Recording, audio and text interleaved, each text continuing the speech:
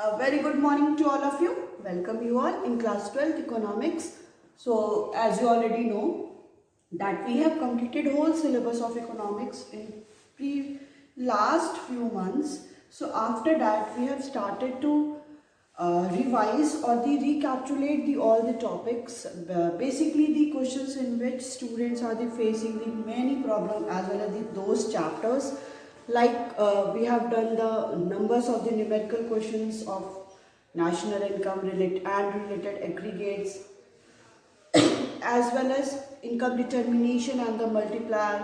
Simultaneously, we have also discussing some theoretical part like foreign exchange rate, balance of payment, government budget, aggregate demand, aggregate supply, MPC, MPS, APC, MPS, as well as excess demand, deficient demand, and fiscal policy, monetary policy, money, banking, and so on. Okay, but after those revising more of the times, after that we have started to solve the questions paper.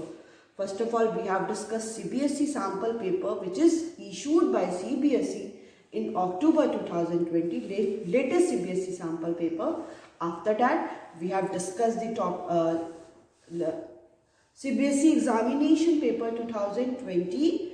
Okay, so after that topic, whatever we have discussed in the previous classes, next we have discussed about the CBSE examination paper 2019, All India set, CBSE, as well as Delhi also, and different sets of those paper. Okay, so all of that we have started to solve the different years questions of previous year question paper related 2014, 15, 16, 17, different questions whatever they have already came in your examination. So one by one we have discussing the different questions.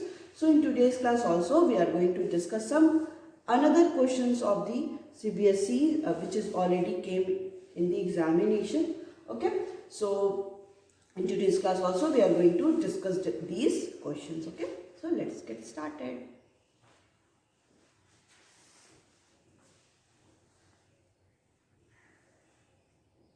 Okay, so question is here, which is already came in Delhi 2015. Okay, Delhi.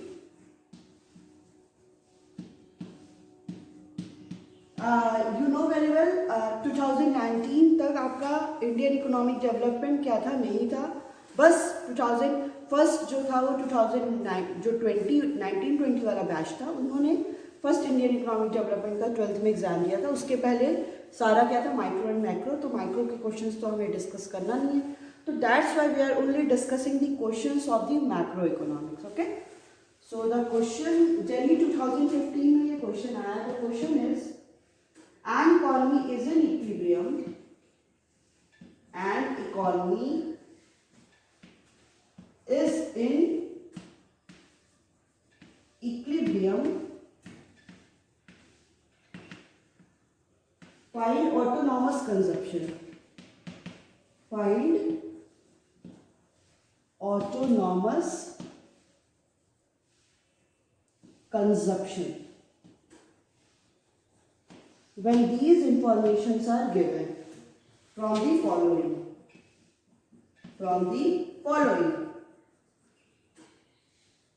So दिया है आपके पास national income which is ₹1000. MPC is given. MPC, marginal propensity to consume, that is 0.8, and I rupees. ठीक है, ये सारी information क्या है, already given है. आपको यहाँ पे ऑटोनॉमस कंजप्शन को कैलकुलेट करना है. ओके, तो हम लोग कैसे कैलकुलेट करेंगे, हम लोग इसमें करेंगे सॉल्यूशन लिखते हैं. सॉल्यूशन में लिख के क्या करेंगे, we know very well that y equal to C plus I. Income किसके इक्वल होता है, कंजप्शन प्लस इन्वेस्टमेंट. ठीक है, अब एक बार इसको हम लोग डेरिवेशन भी देख लेते हैं. होता क्या है, y equal to C plus s होता है. क्यों होता है ये, y equal to C plus s इसलिए होता है income is equal to consumption plus saving, ठीक है। हमारी जो भी income generate whatever our income in generated we have done only two thing, इधर we will consume those income और we will save that income, ठीक है। अगर हमारी इनकम मिल रही है तो हम लोग या तो कंज्यूम करेंगे, मतलब उसका कंजप्शन पे एक्सपेंडिचर करेंगे, या हम लोग उसको सेविंग करेंगे, राइट। सो हमें पता है at the point of equilibrium क्या होता है, saving is equal to investment, ठीक है। इक्विलिब्रियम पॉइंट में क्या होता है, सेविंग इन्वेस्टमेंट के इक्वल होता है। That's why we have put S in place of we have put I in place of S यहाँ पे, y इक्वल टू, क्योंकि i इक्वल टू s होता है। और ये क्यों होता है, we know very well, because at the point of equilibrium AD equal to AS होता है। एग्रीगेट डिमांड एग्रीगेट सप्लाई के इक्वल होता है, so AD is C plus I and AS is C plus S. So C will be common, then I equal to S. Income equal to saving, right? तो ये हो गया आपका। अब हम लोग इसके क्वेश्चन को करते हैं। क्या यहाँ पे फाइंड आउट करना है, यहाँ पे हमें क्या फाइंड आउट करना है, ऑटोनॉमस कंजप्शन को फाइंड आउट करना है, right. So y equal to C plus I ये हमने देख लिया। So y equal to consumption function क्या होता है, C bar here this one is autonomous consumption plus B is MPC and Y is income plus I. So Y is given, that is 1000. ये दिया है आपका, it is you have to calculate.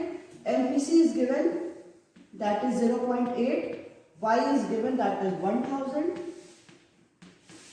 plus, sorry, I is also given ना, I भी क्या दिया है 100. So 1000 यहाँ पर कितना हो गया,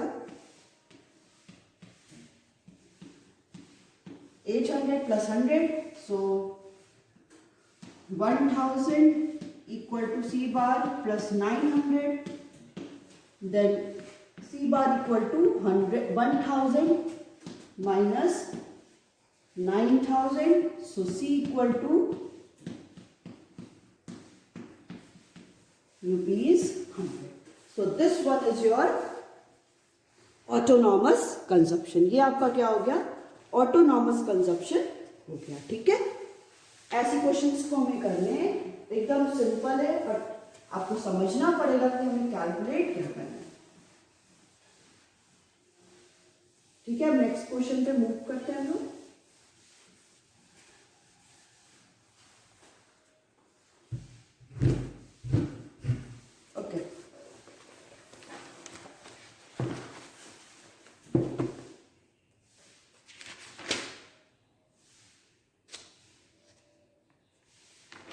So the question is given here, that is from the ये ऑल इंडिया 2011 में आया है, all India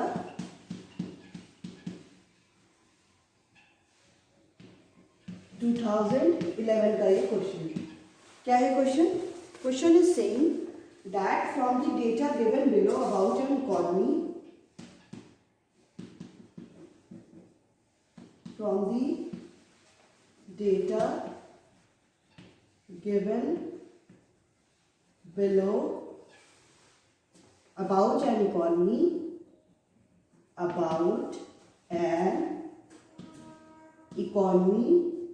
calculate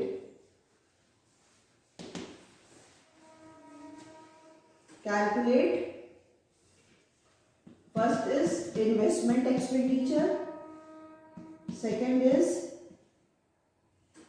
consumption expenditure, और equilibrium level of income Y दिया है ₹5000, ऑटोनॉमस कंजप्शन दिया है ₹500 एंड सी एमपीसी दिया है 0.4, ठीक है। तो आपको यहाँ पे क्या कैलकुलेट करना है, यहाँ पे हमें कैलकुलेट करना है that is from the data given below, calculate आपको क्या करना है, इन्वेस्टमेंट एक्सपेंडिचर करना है, और क्या करना है हमें, कंजप्शन एक्सपेंडिचर, ठीक है। तो ये हमें करना है। तो बेसिकली हम ये देखते हैं,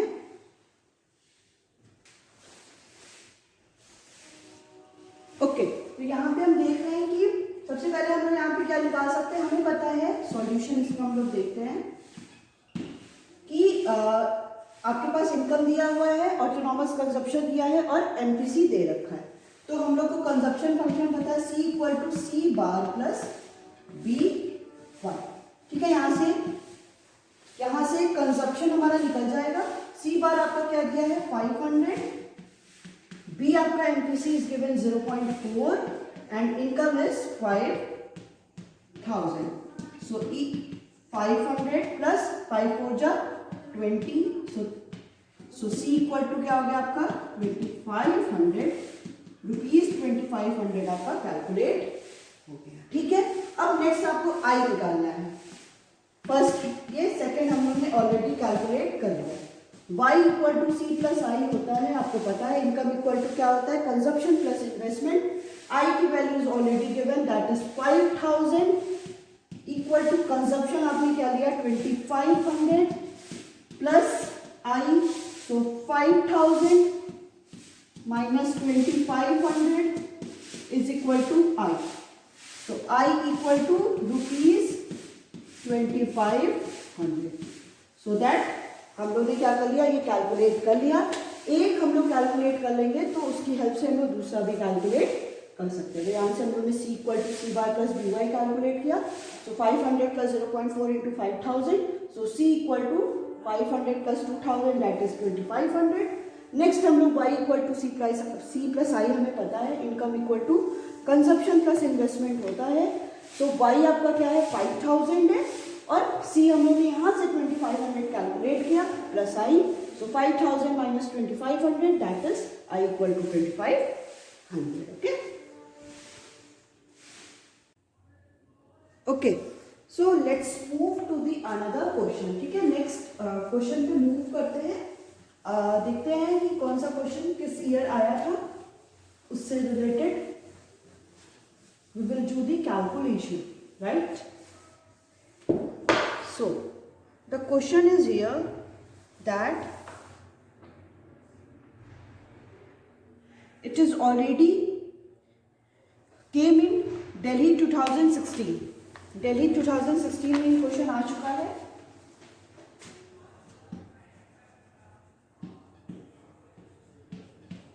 Okay, so the question is calculate या find NBA at MP।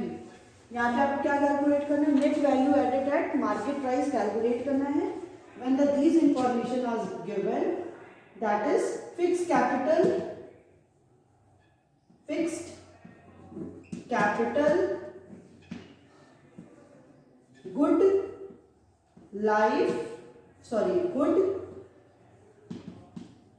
with a life span of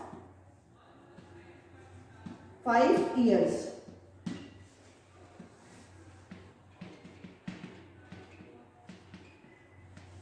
It is given in 15. Okay. Next one is raw material.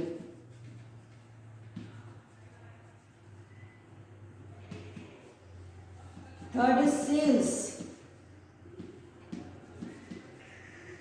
Fourth one is net change in stock. Net change in stock. And the last one is taxes on production. Taxes on production. So 15, this one is 6, sales is given, that is 25 minus 2 1, ठीक है। ये सारी information क्या है आपको given है, so you have to calculate here NBA at MP, net value added at market price यहाँ पे कैलकुलेट करना है, ठीक है। तो सबसे पहले हम लोग यहाँ पे देखिए आपका दे रहा है फिक्स कैपिटल, जो फिक्स कैपिटल है गुड उसकी कितना है कैपिटल 15 है और इसकी लाइफ क्या है 5 इयर्स है। तो यहाँ से हम इसका डेप्रिसिएशन निकालेंगे सबसे पहले। दैट मीन्स जो फिक्स कैपिटल गुड है that is 15 divided by 5 is equal to 3। So यहाँ पे डेप्रिसिएशन कितना हो गया 3 हो गया। ठीक है,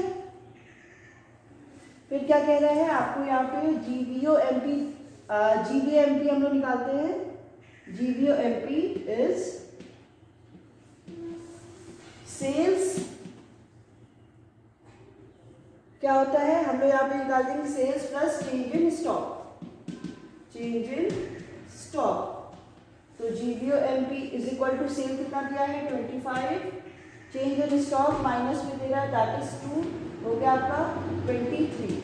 अब निकालेंगे GVA at MP, GVA MP होगा जीवीओ एमपी 23 माइनस आपका रॉ मटेरियल, रॉ मटेरियल क्या हो गया इंटरमीडिएट गुड्स, तो हो गया आपका 23 माइनस 6, 6 7 8 9 10 11 12 13 17 18 19 20 21 22 17। ओके, नेक्स्ट होगा आपका एमबीए एट एमपी। सो 17 माइनस 3, 17 हो गया आपका जीवीए एमपी माइनस 3, क्योंकि हम लोग को यहाँ पे अगर एनबीए एट एमपी निकालना है तो क्या करना पड़ेगा, एनबीए एट एमपी के लिए GVA at MP minus net में चाहिए हमें, ग्रॉस में दिया है तो minus depreciation. Okay, so NBA MP equal to GVA MP आपका 17, depreciation is 3। So NBA at MP equal to rupees 14 lakh. Okay, तो ये आपका आंसर आ गया। एनबीए एमपी कितना दे रहा है रुपीज 14 लाख। तो ये क्वेश्चन था आपका, देखिए दिल्ली 2016 में ऑलरेडी आ चुका है, कुछ भी नहीं है, ये सारा आपको कंफ्यूज करने के लिए दे दिया है कि फिक्स कैपिटल गुड है with life of span of 5 year. तो ये 15 लाख का गुड है जिसको हम लोग कंटिन्यूसली 5 ईयर से उसको यूज कर रहे हैं, तो उसका डेप्रिसिएशन हो जाएगा। सो 15 उसका फिक्स कैपिटल था, उसको 5 से डिवाइड करेंगे तो 3 आ गया आपका, मतलब कि ये आपका डेप्रिसिएशन आ गया। नेक्स्ट हमको करना है जीवीओ एमपी निकालना है। सो जीवीओ एमपी निकालने के लिए हम लोग क्या करते हैं sales plus change in stock. So sales आपका दिया है 25, चेंज इन स्टॉक आपका माइनस में दे रहा है that is -2। So 25 minus 2 that is 23।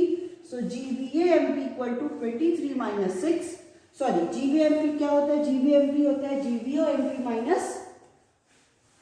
Minus intermediate consumption, IC जिसको बोलते हैं।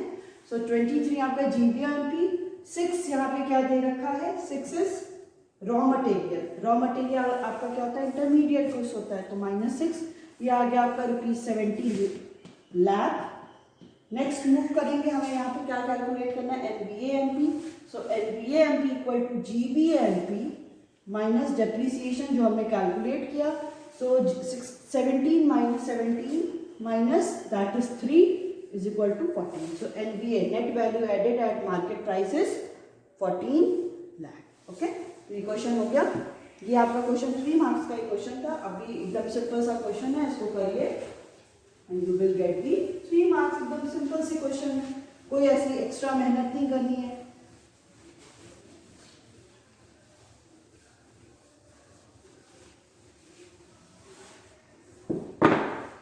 नेक्स्ट क्वेश्चन है F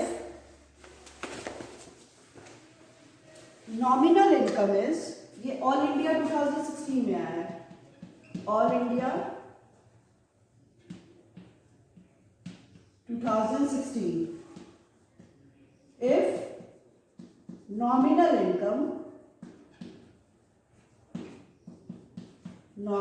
income is rupees 500 and price index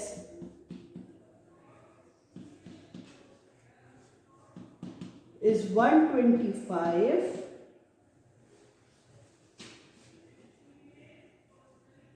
calculate real income.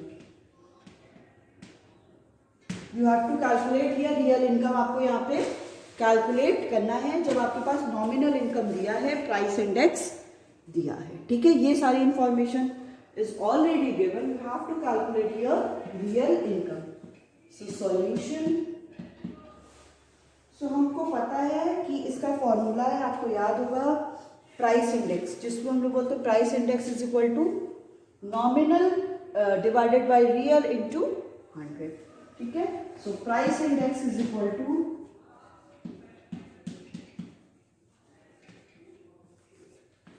Nominal income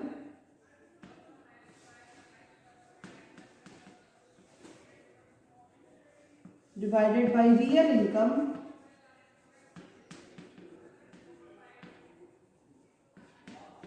into 100. ठीक है, nominal income upon real income into 100.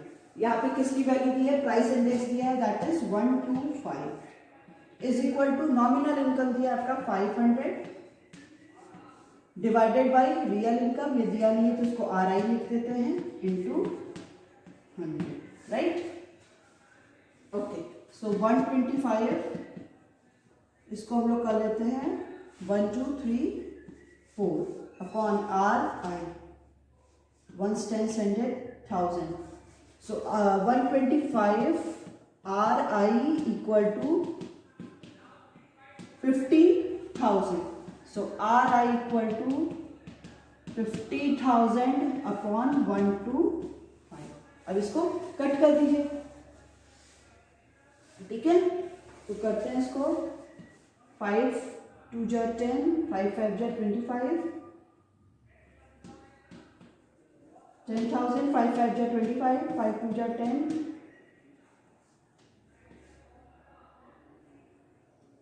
400. Okay, ये आ गया आपका 400. सो यहाँ पे लिखते हैं, स्पेस नहीं है, रियल इनकम इक्वल टू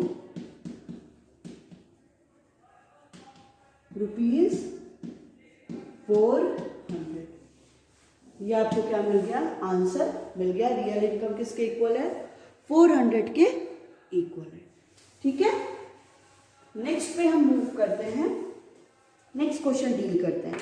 ये क्वेश्चन आपका ऑल इंडिया 2015 में आया है, ऑल इंडिया 2015 में.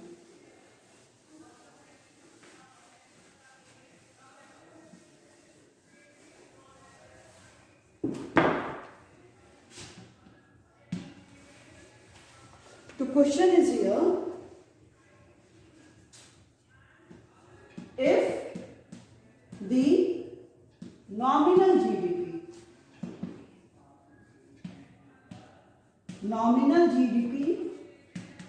is ₹600, प्राइस इंडेक्स जिसको बेस दे रहा है आपका 100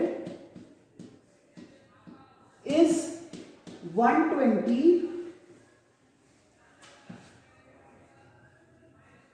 calculate रियल GDP. देखिए सेम क्वेश्चन है.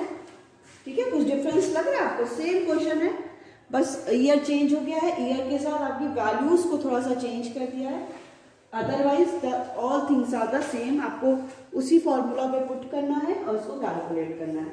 So price index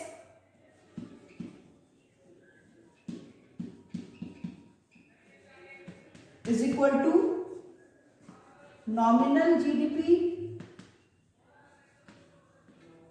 upon real GDP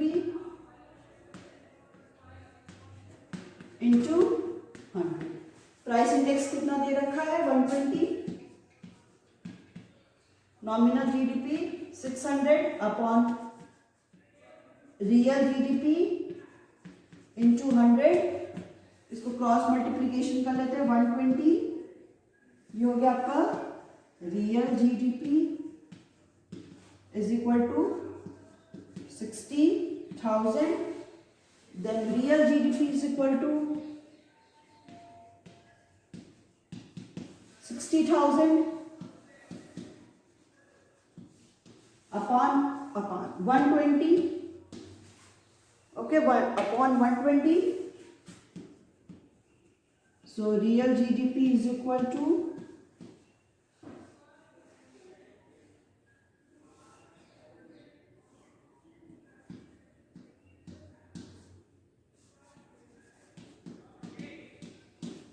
is rupees 500. ये आ गया आपका आंसर। रियल जीडीपी की वैल्यू कितनी आई? 500 उसकी वैल्यू आ गई। ठीक है, तो ऐसे ही क्वेश्चंस हैं जो आपके ईयर चेंज हो जा रहे हैं और थोड़ी सी वैल्यूज चेंज हो जाने की वजह से आपके क्वेश्चन ये क्या बन जा रहे हैं? न्यू बन जा रहे हैं। ठीक है, चलिए ऐसी क्वेश्चन आपके दिल्ली 2015 में भी आए हैं जहाँ पे नॉमिनल जीडीपी नहीं दे रखा है और रियल जीडीपी दिया है और आपका प्राइस इंडेक्स दिया है। You have to calculate here nominal GDP. ठीक है, फिर आपका ऐसी क्वेश्चन है रियल जीडीपी 500 दिया है, प्राइस इंडेक्स 125 दिया है, आपको नॉमिनल जीडीपी कैलकुलेट करना है। ये क्वेश्चन ऑल इंडिया 2015 का है। फिर ऑल इंडिया 2015 में एक और क्वेश्चन दे रहा है, if the real GDP is 400, nominal GDP is 450, calculate the price index. यहाँ पे आपको प्राइस इंडेक्स कैलकुलेट करना है। ये क्वेश्चन करते हैं क्योंकि यहाँ पे हमें प्राइस इंडेक्स कैलकुलेट करना है। कोई टिपिकल नहीं है क्योंकि वही सारा है, बस यहाँ पे क्या हो रखा है, यहाँ पे प्राइस इंडेक्स हमको यहाँ पे कैलकुलेट करना है। तो ये ऑल इंडिया 2015 में क्वेश्चन आया है। That is question is here, if the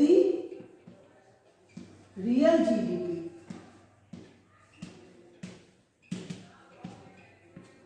$400 and nominal GDP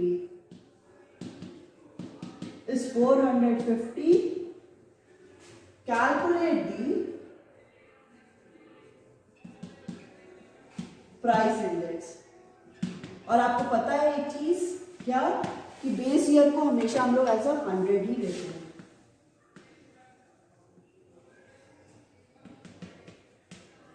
base year is equal to 100। ठीक है, देखिए इसमें क्या क्या वैल्यू दिया है। रियल जीडीपी दे रहा है 400। ठीक है, आपकी रियल जीडीपी क्या होती है आपको याद होगा। रियल जीडीपी में हम किसकी बात करते हैं? रियल जीडीपी सिंपली मीन्स कि जब हम लोग जीडीपी कैलकुलेट करें एट दी कांस्टेंट प्राइस पे, मतलब बेस ईयर प्राइस पे जब हम लोग कैलकुलेट करें, वही नॉमिनल जीडीपी क्या होता है? GDP is measured in the at the current price. Current price पे हम लोग जीडीपी को मेजर करते हैं, तो उसकी वैल्यू 450 दिया है। So you have to calculate here the price index. यहाँ पे आपको क्या कैलकुलेट करना है? प्राइस इंडेक्स को कैलकुलेट करना है। ठीक है, okay. So solution, price index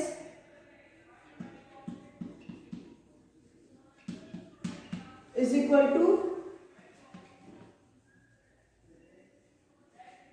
nominal GDP upon real GDP into 100। ठीक है, दी प्राइस इंडेक्स यहाँ पे आपको कैलकुलेट करना है। So we will write it as PI। Nominal GDP कितना दिया है? 450। ये दे रखा है 400 इंटू 100। इसको कैलकुलेट करते हैं। 450, so 4 1 जा 4,